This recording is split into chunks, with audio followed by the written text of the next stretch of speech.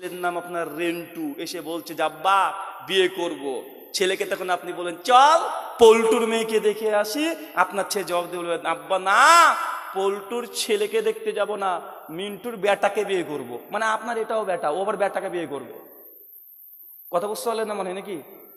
সমকামী চলছে না ভাইজান? সমকামী বোঝেন চাচা? ছেলে ছেলের সঙ্গে বিয়ে করছে, মেয়ে মেয়ের সঙ্গে বিয়ে করছে, এটা হচ্ছে সমকামিতা।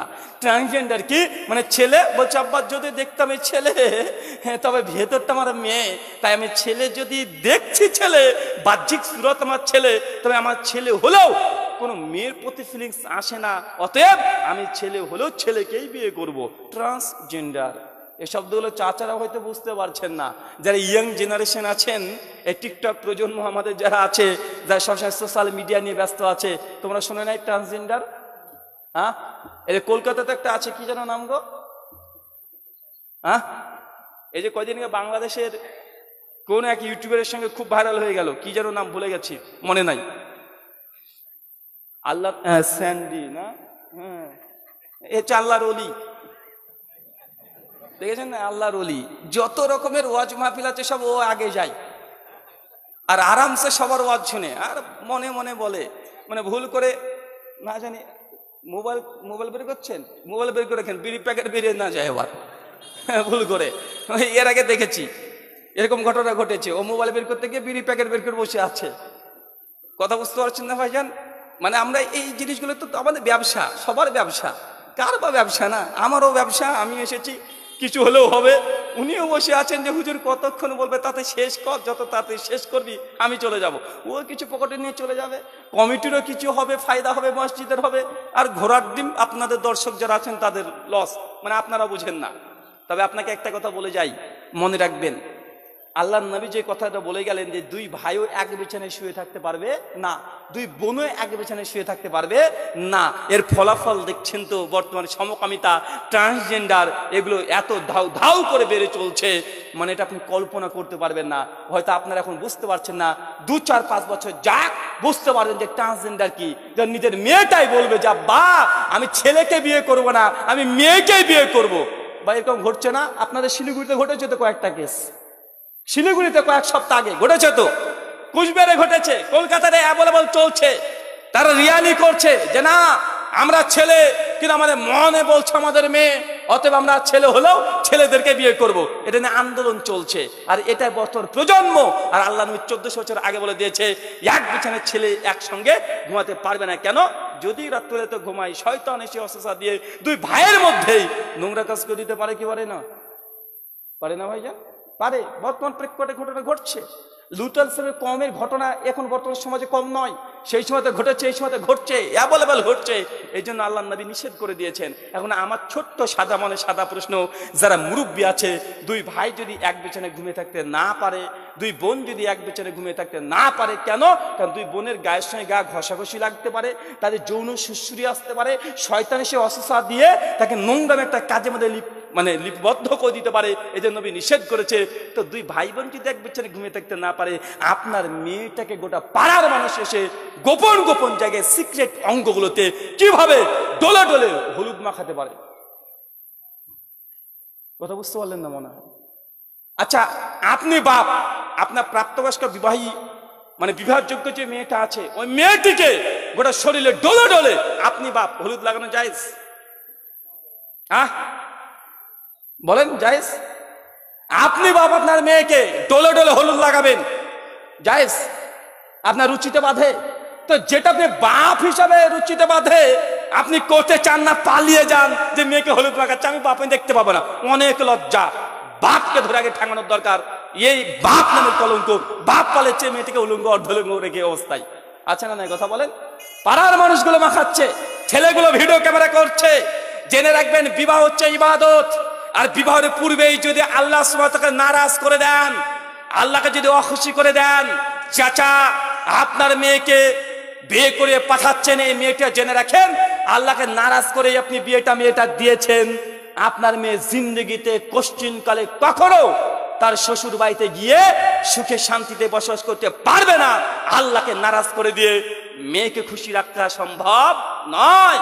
আপনার মেয়ের প্রতি অত্যাচার হবে, নির্যাতন হবে, মানসিক টর্চার চলবে, মানসিক হেনস্থা চলবে, শ্বশুর শাশুড়ি বাজে বাজে মন্তব্য করবে, এটাই ঠিক। কেন আপনি আল্লাহকে নারাজ করেছেন। কথা বুঝতে পারলেন না ভাই? এটা সমাজে আছে না নাই এই প্রথাটা?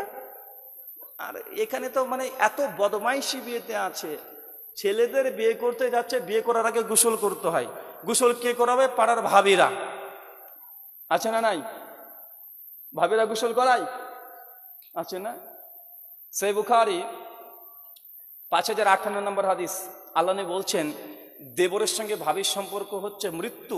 কি বলেন তো? মানে ভাবি যদি কোনো সময় ভুল করে দেবরকে দেখে, ভয়ে পালিয়ে যাবে। কেন? মৃত্যু। কি কথা বলেন? মৃত্যু। নবী বললেন ভাবির সঙ্গে দেবরের সম্পর্ক একদম মৃত্যুর মতো, দেখে পালিয়ে যেতে হবে। একদম সিংহ আর হরিণের মতো, দেখলেই একে অপরকে দেখে পালিয়ে যাবে, নচেত নষ্ট হয়ে যেতে পারে। আর আমাদের মানে কি? ভাবি মানে অর্ধেক। ভাইয়ের বউ ভাবি মানে কি? ভাইয়ের হচ্ছে গোটাটা, আর আমি যে দেবর মানে আমার অর্ধেক। দেবর শব্দটাও নোংরা। দেবর শব্দটাও নোংরা। দেবর শব্দ এটা ইসলামিক কোন শব্দ নয়, এটা অমুসলিম হিন্দুদের থেকে এই শব্দটা এসেছে। দেবর এর অর্থ হচ্ছে দ্বিতীয় বর। ঋগ্বেদের নিরুক্ত 3য় অধ্যায় 15 নম্বর মন্ত্রে বলা হয়েছে দেবর ইয়ানি দ্বিতীয় বর। দ্বিতীয় বর মানে স্বামী যদি মারা যায়, বড় ভাই যদি মারা যায়, ছোট ভাইকে ওই মেয়েটি বিয়ে করবে, এই জন্য তার ছোট ভাইকে কি বলে? কথা বলেন, দেবর। এই শব্দটাও এটা কিরে ভাই, সাপ না কিরে? হ্যাঁ দেখেছেন কলিজা? দেখেছেন কি ইঁদুর? হ্যাঁ হ্যাঁ, বড় পালোয়ান তোমরা। বলে হুজুররা জিহাদের ফতোয়া দেয় না, হুজুররা আয় করে না। একটু সাপ যদি নড়ে, সাপ না ব্যাঙও যদি লাফায়, এই প্রোগ্রাম একদম বানচাল করে চলে যাবে। আছে না নাই? এরা হচ্ছে বড় বড় মুজাহিদ, এরা অনেক বড় মুজাহিদ। আল্লাহ সুবহানাহু ওয়া তাআলা মাফ করো। সম্মানিত সুধী, আপনাকে যে কথা বলছিলাম, বিয়েটাকে ইবাদত মনে করেন। কি বললাম বলেন? কারণ বিবাহই হচ্ছে আগামী প্রজন্মকে তৈরি করতে পারে। যতক্ষণ পর্যন্ত বিবাহটা পবিত্র, এই বন্ধন না হচ্ছে, আগামী প্রজন্ম যেগুলো আসবে সবগুলো এর চেয়ে ভয়ঙ্কর, কুখ্যাত, নোংরা প্রজন্ম তৈরি হবে। এটাই ঠিক। কেন? কারণ বিবাহকে আপনি ইবাদত মনে করেননি। দেবর শব্দটা বুঝতে পেরেছেন? তাই মেয়েদেরকে বলবো, স্বামীর যদি ছোট ভাই থেকে দেবর শব্দটা বলবে না, ছোট ভাই বলবে। কি বলবে? কথা বলেন, কি বলবেন? ছোট ভাই। দেবর মানে কি? দ্বিতীয় বর। এটা কেন এসেছে জানেন? রাজা রামমোহন রায় প্রবন্ধগুলো পড়বেন, এবং স্বামী দয়ানন্দ সরস্বতীর সত্যার্থ প্রকাশ 4th সমোল্লাস পৃষ্ঠা নম্বর 170 থেকে 175 মধ্যে তিনি বলেছেন, দেবতারা এই জন্যই বলে, কেন হিন্দুদের মধ্যে একটা ট্র্যাডিশন আছে, যদি কোনো মেয়ের স্বামী আগে মারা যায়, মেয়েটা জীবিত আছে, তার স্বামীটা মারা গেছে, তাহলে এই মেয়েটির 3টে ধর্মীয় আইন আছে। এক, মেয়েটি যদি স্বর্গে যেতে চায়, তাহলে মেয়েটিকে জোরপূর্বক তার স্বামীর চিতায় আগুন দিয়ে জ্বালিয়ে পুড়ে ছারখার করে দিবে। এটা থেকে বলে সতীদাহ প্রথা, যার বিনিময়ে হিন্দুরা বিশ্বাস করে স্বামীর চিতায় যদি দাও দাও করে জ্বলন্ত হয়ে জ্বলে যায়, তাহলে এই মেয়েটি স্বর্গে চলে গিয়ে স্বামীর সঙ্গে ড্যান্স করবে। কথা বুঝতে পারলেন না ভাইজান? এটা তাদের বিশ্বাস, করতে পারে তাদের বিশ্বাস, আমি কেন অভিযোগ করতে আসছি না। দ্বিতীয়, তারা বলছে যদি মেয়েটি সতীদাহ হতে না চায় তাহলে কি করবে? তাহলে এই মেয়েটির যদি চাই না আমি সতীদাহ হব না, তবে কি করব? তবে আমি এই দুনিয়াতে বেঁচে থাকতে চাই, তবে এই মেয়েটির বহু বিবাহ বা বিধবা বিবাহ এটা অনুমোদিত নয়। কথা কি বুঝতে পারছেন? হিন্দু ধর্ম অনুযায়ী মনুসংহিতা 8ম অধ্যায় 298 নম্বর শ্লোকে পরিষ্কার আছে যে না, কোন বিধবা নারীর দ্বিতীয় বিবাহ করা বৈধ নয়, নিষিদ্ধ, একদম হারাম হিন্দুদের জন্য। তো ওই মেয়েটি যেহেতু দ্বিতীয় বিয়ে করতে পারবে না, স্বামী আগে মারা গেছে, কি করবে? এই মেয়েটি এখন একটা কাজ করতে পারে। কি করবে? যখন সে মেয়েটি চিতাতে লাফ দিয়ে জ্বলতে যাবে, ওই সময় যদি তার স্বামীর ছোট ভাই তার ভাবিকে যদি হাত ধরে টেনে নিয়ে আসে বা নামিয়ে নেয়, যে আমি তোমাকে নামিয়ে নিলাম, তখন সঙ্গে সঙ্গে বিবাহটা তার হয়ে গেল। এই জন্য তাকে বলা হয় দেবর। কথা বুঝতে পারলেন? আর 3 নম্বর আছে, যদি না করে, দেবর যদি এই কাজটা না করে, কিন্তু হচ্ছে নিয়োগ প্রথা। কি? মেয়েটা বিয়ে তো করবে না, তবে এলাকার বিজ্ঞ কোনো পণ্ডিত, কোনো ব্রাহ্মণকে ডেকে এনে 2-4 রাত্রি কাটিয়ে তার সঙ্গে সম্পর্ক করে, তার সঙ্গে ফিজিক্যালি গিয়ে সহবাস করে একটা সন্তান নিতে পারবে। কথা মনে বুঝলেন না? এটাকে বলে নিয়োগ প্রথা। কি প্রথা? নিয়োগ প্রথা। তো দেবর শব্দ কোথা থেকে এসেছে? ওইখান থেকে, যে স্বামী যদি মারা যায়, ছোট ভাই যদি তার বৌদিকে বা ভাবে হাত ধরে নামিয়ে নেয়, এদের জন্য দেবর মানে দ্বিতীয় বর হিসেবে একে বিবেচনা করা হয়েছে। এই স্বামীর ছোট ভাইকে ছাড়া আর বিয়ে করা মেয়েদের জন্য হিন্দুদের মতে জায়েজ নয়। তার জন্য ভারতে এই শব্দ প্রচলিত ব্যাপকভাবে আছে যে দেবর মানে স্বামীর ছোট ভাইকে বলে। মুসলমান মায়েদেরকে মেয়েদেরকে বলি দেবর শব্দ ব্যবহার করবে না, এই শব্দটা নোংরা। শয়তান এসে অসা দিয়ে তোমার দেবর আর ভাবির মধ্যে যেখানে মা সন্তানের মতো সম্পর্ক, এই সম্পর্ককে নোংরা, নাপাক, নিকৃষ্ট, যৌনতা, উত্তেজনা মূলক সম্পর্কে পরিণত করে দিয়েছে। আছে না নাই? কথা বলেন। ভাবি আর মানে একদমই আর কি, আর কি মানে মৃত্যু, মানে সম্পূর্ণ গুনাহ, পাপ দেখে আপনাকে ভয় করতে হবে।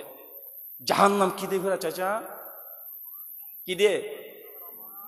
মানুষের মনের কামনা বাসনা দ্বারা। মন যা চাইবে তাই করবেন, এটা হচ্ছে জাহান্নাম। বিয়েতে আপনাদেরকে গেট, হ্যাঁ, বিবাহতে গেট ঘরে না, গেট ঘেরে দেখি উপরে কি লেখা থাকে? 5,001 টাকা। হ্যাঁ, 5,000 7,000। কোটিপতি মানুষ আপনারা। 5,000 7,000 একদম গেট ভিড়ে রেখে দিয়েছে। আর শালিগুলো আছে দুলাবের হাত ধুয়ে দিবে। এগুলো তো আমাদের বিয়ে নাকি? তো ভাই এই বিয়েতে যে এতগুলো, বিয়েতে যত রকমের আল্লাহকে নারাজ করা হয়, যত রকমের আপনার মনের বাসনা পূর্ণ করা হয় বিয়েতে, এর চাইতে অন্য জায়গাতে আর এত বাসনা পূরণ করেন না। তার জন্য তো গোটা বিশ্ব জগতে দেখা যাচ্ছে যে বিয়ের পরেও অধিকাংশ কাপল তারা ডিভোর্স হয়ে যাচ্ছে, তালাক হয়ে যাচ্ছে। তালাক যদি না হয় তারপরেও বিয়ের পরে স্বামী স্ত্রী উভয়ে পরকীয়াতে লিপ্ত আছে। আছে না নাই? ইন্ডিয়ান রিপোর্ট বলছে 68% মেয়েরা বিয়ের পরে পরকীয়া করে। কত পার্সেন্ট চাচা? কত পার্সেন্ট? 68% মেয়েরা কি করে? বিয়ের পরে পরকীয়া। পরকীয়া মানে বুঝলেন না? খোলা বাংলা ভাষায় বলে দিই, পরকীয়া মানে আপনার যে স্ত্রী আছে, আপনি স্বামী স্ত্রী দুজন, আপনার বউ, আপনার স্ত্রী আপনাকে ছাড়াও অন্য কোনো পুরুষের সঙ্গে প্রেমের সম্পর্কে আসক্ত আছে, মানে বাংলাদেশে প্রেম করছে আপনার বউ। ভালো লাগলো কথা শুনতে? এবার কত পার্সেন্ট? 68%। মানে আপনার এলাকাতে যদি 100টা বিবাহিত নারী থাকে, জেনে রাখবেন 68টা নারী আপনি স্বামী থাকার পরেও অন্য পুরুষের সঙ্গে সম্পর্ক আছে। কথা বুঝতে পারলেন না মনে হয়? এর চেয়ে আর কিভাবে বুঝবো আপনাকে? এটা ভারতের রিপোর্ট বলছে, কোরআন হাদিসের কথা না। আপনি তো কোরআন হাদিসের কথা মানতে চান না, কিন্তু এটা যে বাস্তব আপনি বিশ্বাস করেন। আপনার স্ত্রী সেকেন্ড কোনো রিলেশনে আসক্ত আছে। এটা ইন্ডিয়ান রিপোর্ট বলছে। মায়েদেরকে বলি, মেয়েদেরকে বলি, ভারতবর্ষের রিপোর্ট এটা বলছে 78 থেকে 79% ছেলেরা বউ ছাড়া দ্বিতীয় কোনো মেয়ের সঙ্গে পরকে আসক্ত আছে। এখন আপনি আপনার চেহারাটা দেখে নিন, আপনি আপনার বউ ছাড়া অন্য কোনো প্রেমের সম্পর্কে আসক্ত আছেন না নাই? অন্য কোনো নারীর প্রতি দুর্বলতা আছে না নাই? অন্য কোনো নারীর সঙ্গে ফোনে কথা বলছেন কি বলছেন না? মেসেঞ্জারে চ্যাট করছেন কি করছেন না? ভিডিও কল করছেন কি করছেন না? অডিও কলে ঘন্টার পর ঘন্টা কথা বলছেন কি বলছেন না? এটা আপনারা নিজের চেহারাটাকে একবার আয়নাতে দেখে নেন। এটা ইন্ডিয়ান রিপোর্ট বলছে। যতই আপনি লুকিয়ে রাখেন না কেন, বাস্তব দুনিয়া এখন টেকনোলজি এতই উন্নত, মানুষের মনের কথাও এখন প্রকাশ হয়ে যায়। হয় কি হয় না? যুবক, এআই অ্যাপ্লিকেশন সম্পর্কে জানা আছে না? এআই সম্পর্কে কারা কারা জানো? একটু হাত তোলো তো। হ্যাঁ, কেউ জানে না?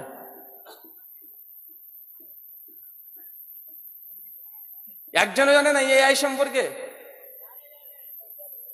জানো তুমি? লজ্জা পাচ্ছেন নাকি আপনার? না হাত তোলা অভ্যাস নাই? হ্যাঁ, বর্তমান কয়েকজন আছে, আমি জানি আছে। এআই টেকনোলজি এত ভয়ঙ্কর আসছে, আপনি কি চিন্তা করছেন ওটা মনিটরিং হয়ে যাবে। কি চিন্তা করছেন দূর থেকে মোবাইল থেকে দেখে নিতে পারবে যে আপনি এই কথা চিন্তা করছেন। এখন ভাবেন দুনিয়াটা কত উন্নত হচ্ছে। মানে কি চিন্তা করছেন, এটাকে আপনার ব্রেনকে হ্যাক করতে পারে। ব্রেনকে হ্যাক করা সম্ভব। মানুষের ব্রেনকে, আপনার বুদ্ধিকে কয়েক সেকেন্ডের জন্য হ্যাক করে দিতে পারে বা হ্যাং করে দিতে পারে, স্থির করে দিতে পারে। মানুষ বিজ্ঞানী এত উন্নত, প্রযুক্তি এত উন্নত হয়ে গেছে। সম্মানিত শুধু এই আলোচনা এখানে সংক্ষিপ্ত করে দিয়ে বলছি, দ্বিতীয় অংশ আল্লাহ সুবহানাহু ওয়া তাআলা জান্নাত সৃষ্টি করলেন। কি সৃষ্টি করলেন চাচা? এবার জান্নাতকে সৃষ্টি করার পরে আল্লাহ সুবহানাহু ওয়া তাআলা জিবরিল যাও জান্নাত দেখে এসো। জান্নাতে এখন প্রবেশ করেছে জিবরিল আমিন। গিয়েছে জান্নাতের এত সৌন্দর্য, এত সুন্দর জান্নাত, দৃষ্টিনন্দন জান্নাত। জান্নাতকে দেখে চোখ ফেরানো যায় না। আপনি তো তাজমহলকে দেখে, দৃষ্টিনন্দন তাজমহলকে দেখে আর সরতে চান না, কলকাতার সায়েন্স সিটিতে গিয়ে আর চোখ ফেরাতে চান না। জান্নাতকে দেখে সঙ্গে সঙ্গে এত সুন্দর জান্নাত, অবাক দৃষ্টিতে জান্নাতকে দেখছেন। সংসার ফেরেশতা জিবরিল ছুটে এসে আল্লাহ বলছে, আল্লাহ এত সুন্দর তুমি জান্নাতকে তৈরি করেছো, এই জান্নাত সম্পর্কে পৃথিবীর মানুষ যদি একবার শোনে, যে কোনো মূল্যে সে জাহান্নাম থেকে নিষ্কৃতি নিয়ে সে জান্নাতে প্রবেশ করার জন্য কর্ম করতে অভ্যস্ত হয়ে যাবে। আল্লাহ এত সুন্দর জান্নাত, আমার মনে হয় যে দুনিয়াতে কোনো মানুষ নেই যে জান্নাতের আকাঙ্ক্ষা করবে না। প্রত্যেকে মানুষই জান্নাত চাইবে।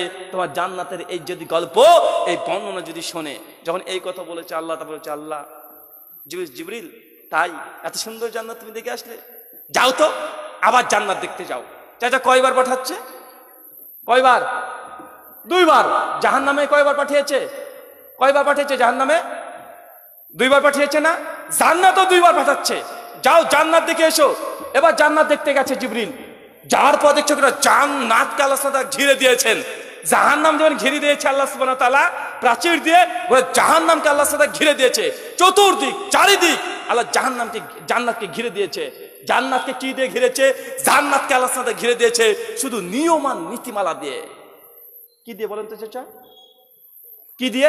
দুঃখ, কষ্ট, নিয়ম, নীতিমালা দিয়ে ঘিরে রেখে দিয়েছে। ফরজ, সুন্নাত, মুস্তাহাব, নিয়ম, নীতি, দুঃখ, কষ্ট, শুধু এই সব দিয়ে জান্নাতকে আল্লাহ সুবহানাহু ওয়া তাআলা ঘিরে দিয়েছে। তার মানে বোঝা গেল জান্নাতে যেতে হলে দুঃখ, কষ্ট, নিয়ম, নীতি মেনে জান্নাত যেতে হবে।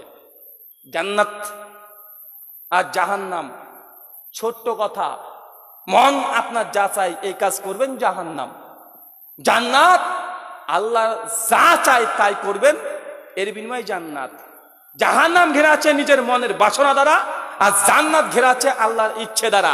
আল্লাহর ইচ্ছে পালন করবেন তো জান্নাতে যাবেন, নিজের ইচ্ছা পালন করবেন তো জাহান্নামে যাবেন। সহজ এই 2টো কথা নিয়ে চলে যান। আলোচনাতে বেশি বেশি আলোচনা করতে হবে, অনেক কিছু শুনতে হবে এমনটা নয়। একটা কথাতেই কোনো চাইলে আপনার মন পরিবর্তন হতে পারে, আপনি আল্লাহ পথে ফিরে আসতে পারেন। অথবা ঘন্টার পর ঘন্টা 100, 200, 500 ঘন্টা আলোচনা শুনলেও স্বয়ং ফেরেশতা জিবরিল এসেও যদি আপনার সামনে ওহী নাজিল করে দিয়ে চলে যায়, আপনার সামনেও আপনি ঈমান নাও আনতে পারেন।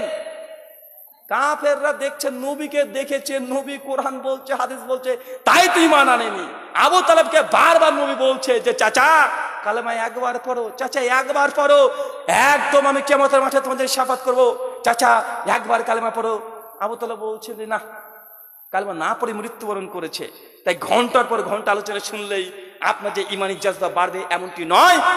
একটা বাক্যতে আপনার ইমানি জজবা বৃদ্ধি পেতে পারে, একটা কথা আপনার হৃদায়তে জারিয়া হতে পারে। 10 ঘন্টা আলোচনা শুনলেও আপনি জান্নাতের, আপনার ইমানের দুর্বলতা যা ওটা থেকে যেতে পারে। পারে কি পারে না কথা বলেন? তাই আপনাদেরকে আমি এত কথা বলছি না, আমি যা জানি তার চাইতে হয়তো এই শ্রোতা বা স্টেজে যারা আছে অনেকে অনেক কিছু জানতে পারে। এই জানাগুলোর নাম ইসলাম নয়। আল্লাহ নবী প্রতিদিন ফজরের সময় একটা দোয়া করতেন। ইবনে মাজাহ হাদিস 925। ফরজ নামাজের পরে আপনি তো দোয়া নিয়ে মারামারি করেন, দোয়া করলো না হুজুর। আরে নবী প্রতিদিন দোয়া করতেন। হাত তুলতে হবে কি তুলতে না এটা পরে, কিন্তু নবী দোয়া করতেন নামাজে আত্মিয়াতুর বৈঠকের পরে। আত্মিয়াতু চলতেন, দুরুদ পড়তেন, আত্মিয়াতু করতেন, দুরুদ পড়তেন। মাসুরা, মাসুরা, মাসুরা জানেন? আমরা মাসুরা মানে একটা দোয়া কি মনে করছি ওটা মাসুরা। মাসুরা মানে কি জানেন? মাসহুর দোয়া, মানে যে কোনো দোয়া পড়তে পারেন। কোরআন হাদিসে যে দোয়া যা জানেন সব পড়তে পারেন। ওখানে রাব্বানা আতিনা এই দোয়াটাও পড়তে পারতেন। কথা বুঝতে পারছেন? মাসুরা মানে কোনো দোয়ার নাম না, মাসুরা মানে মাসহুর দোয়া, যত দোয়া জানেন সব দোয়া পড়তে পারবেন। কথা কি বুঝতে পারলেন না ভাইজান? মানে ওইখানে গিয়ে যা দোয়া আছে কোরআন হাদিসে সব দোয়া পড়তে পারবেন। আত্মিয়াতুর পরে দুরুদ পড়বেন, তারপরে যে কোনো দোয়া পড়তে পারেন। আল্লাহ নিয়ে দোয়া পড়তেন, আল্লাহুম্মা ইন্নী আসআলুকা ইলমান নাফিয়া। কি পড়তেন? হে আল্লাহ তোমাকে এমন ইলম, এমন জ্ঞান দাও যে জ্ঞানটা উপকারী। কি জ্ঞান? কি জ্ঞান? ইলমান নাফিয়া। নাফিয়া, নাফিয়া কি? ইমাম রাজব হাম্বলি রাহিমাহুল্লাহ তার লাতাইফুল মারিফ 195 নম্বর পৃষ্ঠায় বলছে ইলমান নাফিয়ান হচ্ছে ওই ইলম যে ইলম মানুষ অর্জন করেছে এবং আমলও করেছে। শুধু ইলম অর্জন করলে এটা নাফিয়া নয়, যে ইলম অর্জন করে আবার আমল করেছেন।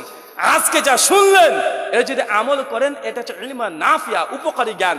রাজা রামমোহন রায় 22 পারা কোরআনের হাফেজ ছিল, সে তো হিন্দু, গিরিশচন্দ্র সেন গোটা কোরআনকে বাংলাতে অনুবাদ করে দিয়েছে, সে তো একজন হিন্দু। ওটাকে ইলমান নাফিয়া কথা বলেন না, ওটা ইলমান নাফিয়া নয়। যেই ইলম অনুযায়ী আমল করছেন এটা উপকারী ইলম, এটা হচ্ছে কল্যাণকর ইলম। এই জ্ঞান, ইলম, এই নলেজ আপনি জান্নাত নিয়ে যাবে। কিন্তু আপনি জ্ঞান অর্জন করেছেন, আমল যদি না করেন এই ইলম, এই জ্ঞান আপনাকে জাহান্নামে নিয়ে চলে যাবে। আল্লাহ সুবহানাহু ওয়া তাআলা আমাদেরকে কথাটা বোঝার তৌফিক দান করে, সকলে পড়ি আমিন। চাচা দুটো মেসেজ দিয়েছি, কি বলেন তো? এক, জাহান্নাম ঘেরা আছে কি দিয়ে? মনের বাসনা। কার মনের বাসনা? আপনার মন যা চাচ্ছে তাই করবেন, জাহান্নাম। মেয়েরা আছে গিবত করবে, কালকে গিয়ে এখনই গিবত করবে যে আমাকে ভাইয়ের বউ এই করেছে, আমার শ্বশুর এই করে, আমার শাশুড়ি এই করে, আমার শাশুড়ি এই কাজ করতে পারবো না, আমার ননদে এই করছে। এই যে চলছে, এই যে মনের কথাগুলো বলছে আরেকজনের কাছে, মন চাচ্ছে, বললে খুশি পাচ্ছে, বললে আনন্দ পাচ্ছে, বললে হালকা হচ্ছে। এটা হচ্ছে কি? এটা জাহান্নামী আমল। এই কাজটা করবে তো জাহান্নামে চালাবে। যা কেন? নিজের মন যা চাচ্ছে তাই করছে। আর আল্লাহর ইচ্ছায় যদি চলেন এটা হচ্ছে জান্নাতি আমল। আল্লাহ সুবহানাহু ওয়া তাআলা আমাদেরকে এই কথা বোঝার তৌফিক দান করো, আমিন। কিছু প্রশ্ন আছে মনে হয়, বলেন দ্রুত। শেখ আচ্ছা, দু একটা বলে দেন, দু একটা বলে দেন।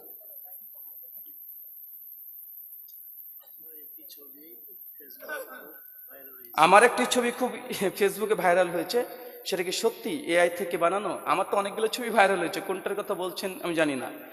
তবে যতগুলো ছবি আছে কোনোটাই এআই থেকে তৈরি করা না, কিছু তো হতে পারে।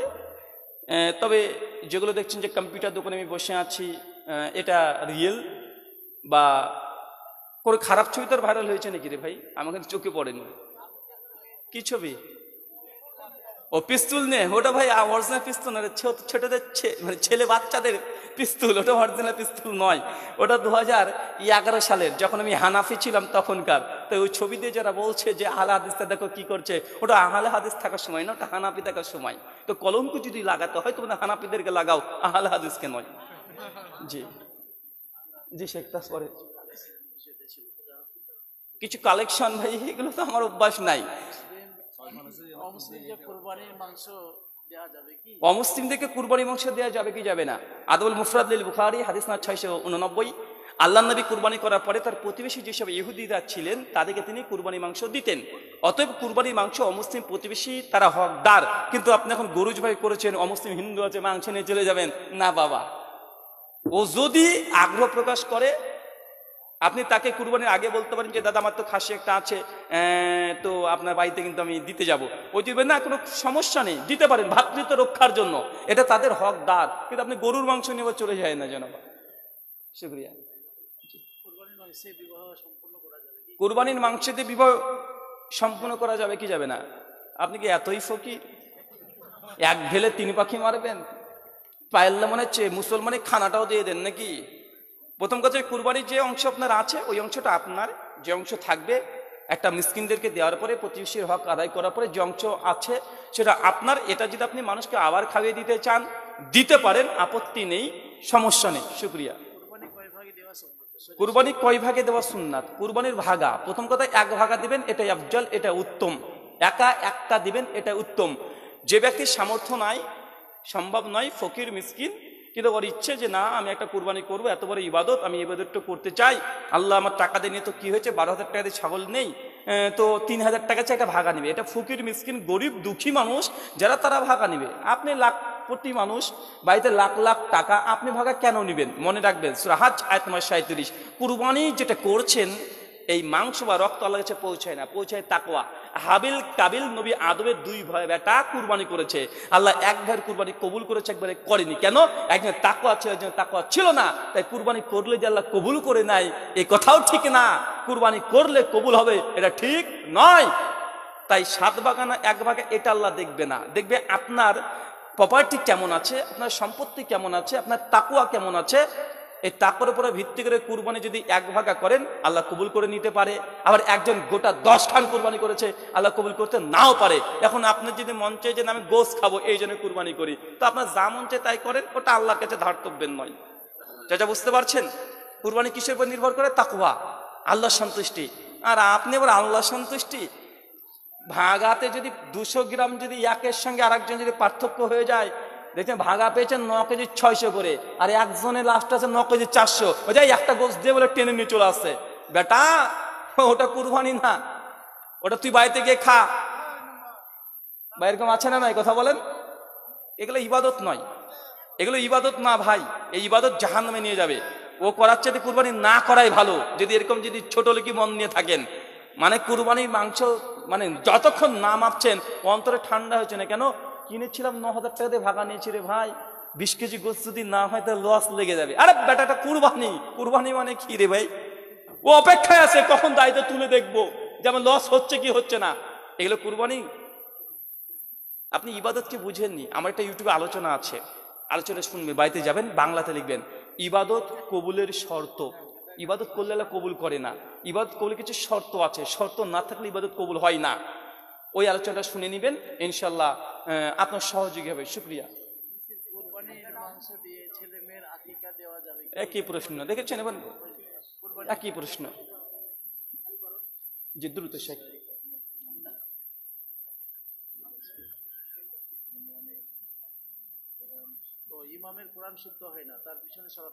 ইমাম সাহেবের কোরআন যদি শুদ্ধ না হয়, তার যে লহনে জলই হয়, তার পেছনে নামাজ হবে না জানা বোঝার পরে, যদি ওর চেয়ে ভালো কোনো ব্যক্তি থাকে।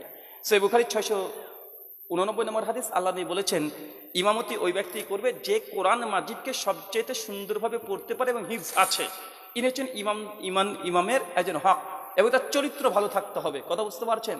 এখন দেখছে দুজনই কোরআনের হাফেজ, দুজনই কিরাত ভালো, কথা বুঝতে পারছে। তারপরে ওলামারা শর্ত দিয়েছে, এরপরে হাদিস সবচেয়ে যে বেশি ভালো জানে, বা বয়সে একটু ভারী যে আছে এরকম।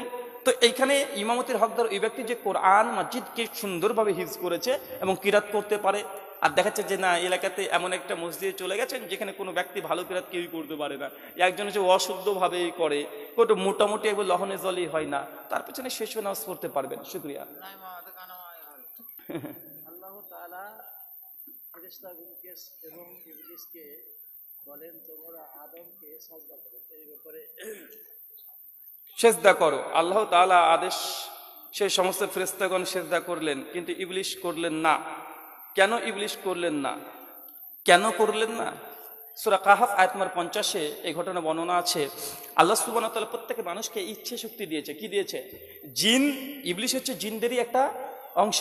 কি? সূরা কাহফের 50 নম্বর আয়াতে আল্লাহ বলে দিয়েছে আল্লাহ সুবহানাহু ওয়া তাআলা মানুষ এবং জিন যাদেরকে ইচ্ছা দিয়েছে। ইচ্ছা কি বলেন তো? ইচ্ছা, ইচ্ছা হলো পা তুললাম, ইচ্ছা হলো তুলব না, এই যে ইচ্ছা, ইচ্ছা শক্তি দিয়েছে। আর পরীক্ষা হচ্ছে ইচ্ছা শক্তির।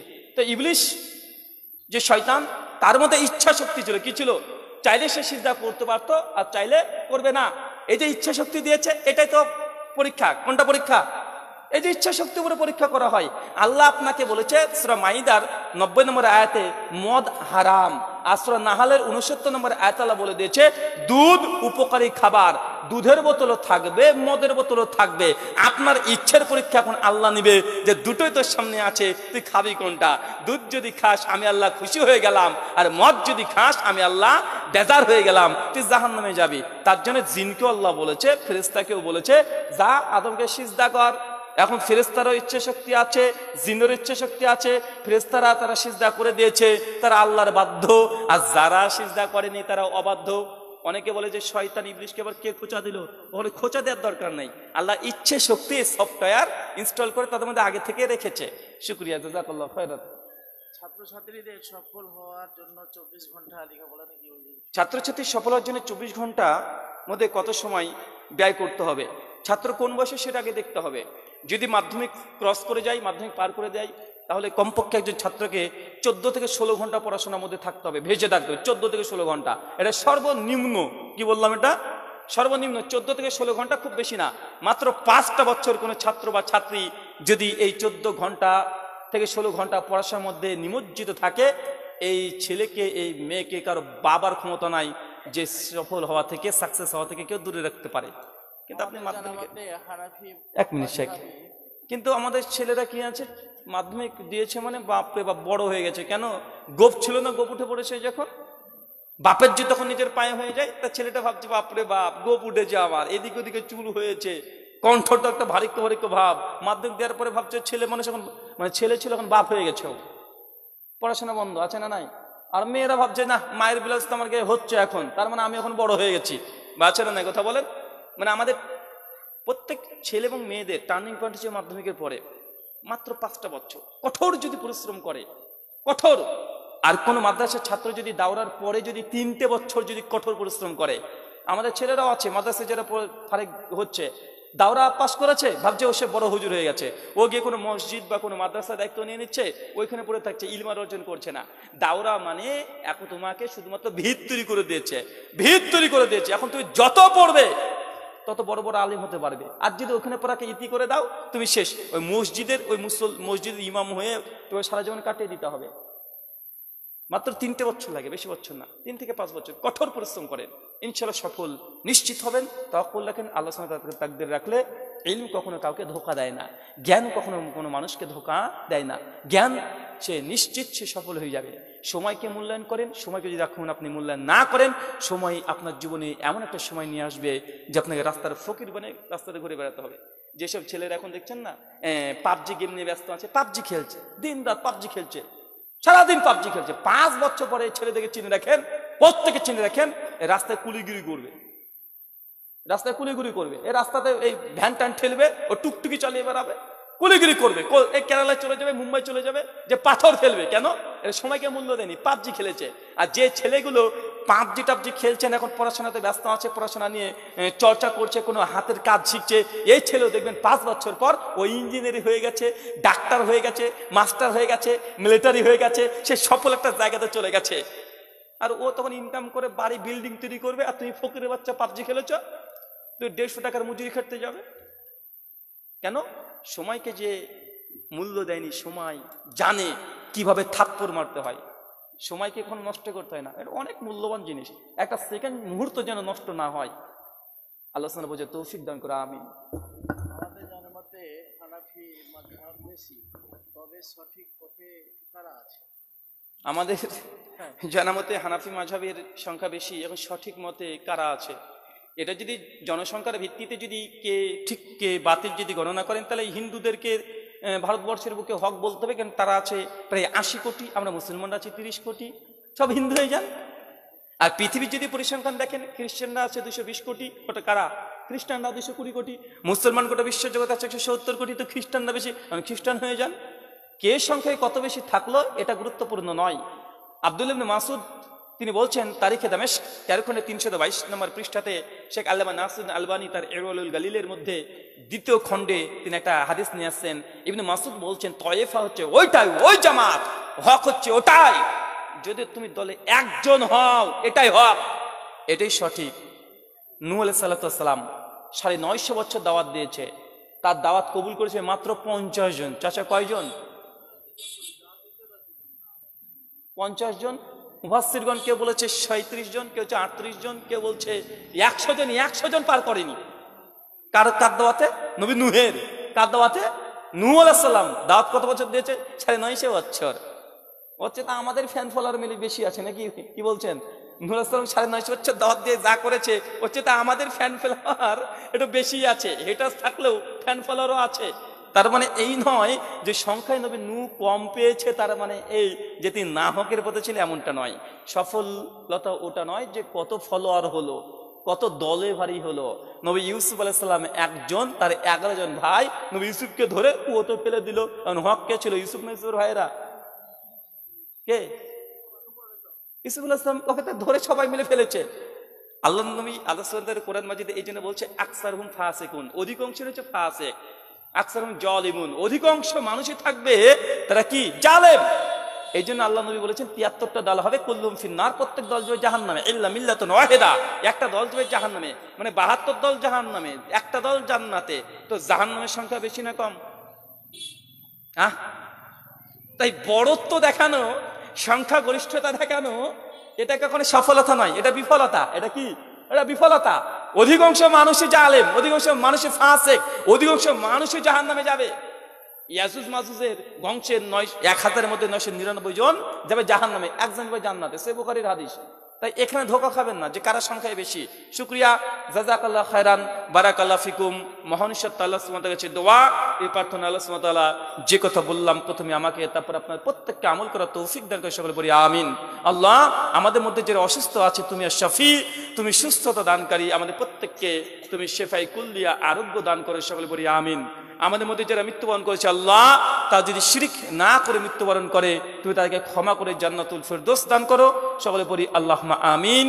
আমাদের মধ্যে যারা এখনো ঋণগ্রস্ত আছে আল্লাহ সুবহানাহু ওয়া তাআলা এই ঋণের বোঝা আমাদের উপর থেকে তুমি তুলে নাও, সকলে পড়ি আমিন। এই বলে আজকের মতো আলোচনা প্রশ্ন উত্তর শেষ করলাম। ওয়ামা আলাইনা ইল্লাল বালাগ। সুবহানাকাল্লাহুম্মা ওয়া বিহামদিক ওয়া আশহাদু আল্লা ইলাহা ইল্লা আনতা আস্তাগফিরুকা ওয়া আতুবু ইলাইকা। আসসালামু আলাইকুম ওয়া রাহমাতুল্লাহি ওয়া বারাকাতুহু।